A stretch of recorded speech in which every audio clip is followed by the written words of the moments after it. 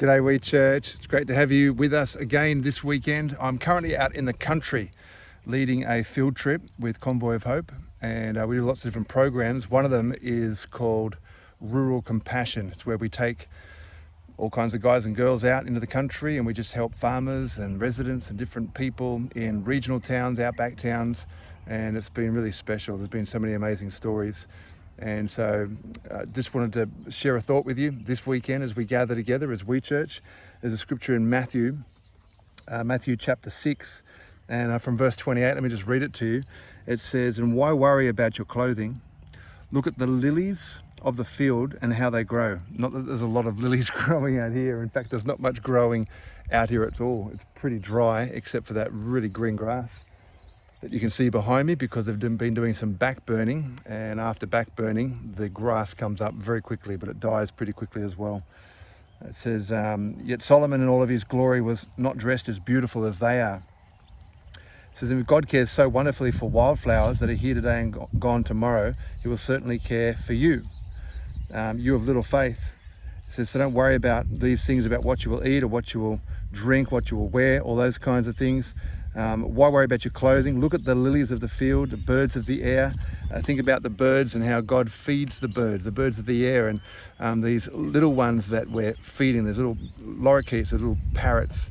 And it just got me thinking about how they just come up to us for food, and God just feeds them somehow.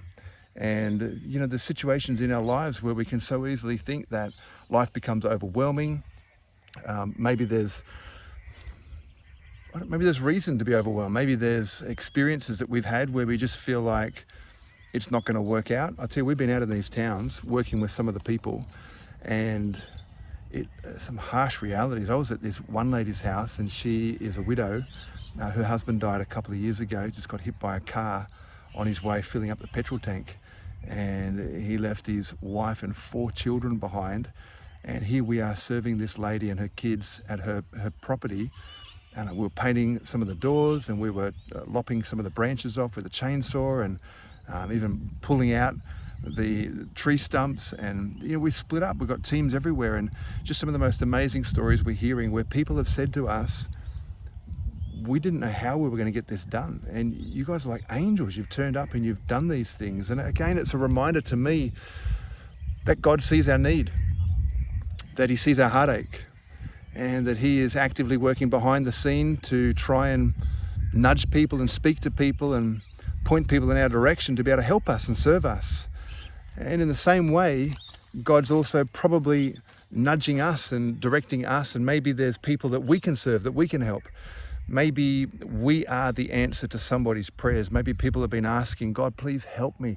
How do I lift this furniture? Or how do I fix this fence? How do I serve my kids?" And maybe we can be that answer to people. There was this other story which was absolutely beautiful. There was a lady, husband and wife. I got to meet them, and they're at a beautiful big ranch, and they got an orchard as well. And the husband, the husband was ill and was not able to do a lot of the work, and some of our team were just able to come along and do some fencing and do a whole lot of cleaning and feeding the cows and just cleaning up the yard. And they got to hold a baby calf that had been born just last night, and they held this little calf in their arms. There were other people that were holding this little joey kangaroo that had been rescued, and it's just been the most incredible experience for me, for the team that are out here with me. But in all of that, the things that we get to do, I think the greatest pleasure of all is being able to be used by God to serve somebody else, to help somebody. And so again, just want to remind us, there's lots of things to worry about in this life. Lots of things that can stress us out. And not everything works well, does it? Not everything goes right. And that's sad. But God is with us. He is here and he is near. And we are so much more valuable, more important than the birds that we feed, than the flowers and the grass that fades. We're far more important than that. And so I want to ask you, if you're in the middle of a need and you need God to step in, wait for him. Ask for him and wait for him. And maybe somebody else will be the miracle answer to your prayer. And perhaps you're in a good position, you're able to help someone else. Maybe get ready this week. Maybe put some extra cash in your pocket or your wallet Maybe become attentive. Let's go about our lives this week saying, God, use me, help me. How can I be a blessing to someone else? Show me who I can serve and how I can worship you this way. So have a fantastic week.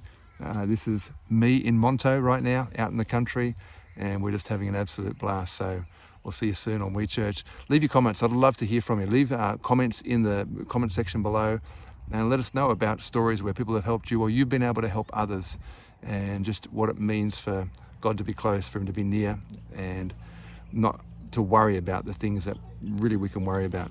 What is it that helps you to get over your worry and to stay strong during your day? Love to hear from you. Have a fantastic one.